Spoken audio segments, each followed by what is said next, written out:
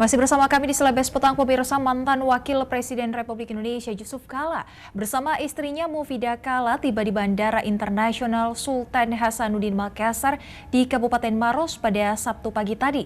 Kedatangan JK ke Makassar ini merupakan kali pertama semenjak tidak lagi menjabat sebagai Wakil Presiden Republik Indonesia.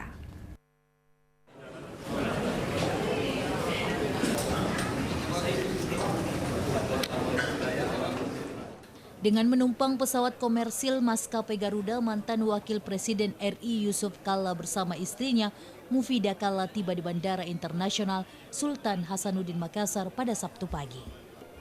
Tiba di bandara, JK disambut oleh Gubernur Sulsel Nurdin Abdullah dan Lanut Sultan Hasanuddin serta sejumlah kolega.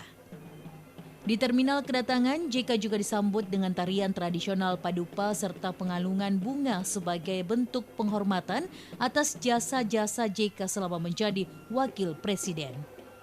Kedatangan mantan orang nomor 2 di Indonesia ini merupakan kali pertama semenjak tidak lagi menjabat sebagai Wakil Presiden. Saat di bandara, JK disambut antusias oleh warga Makassar.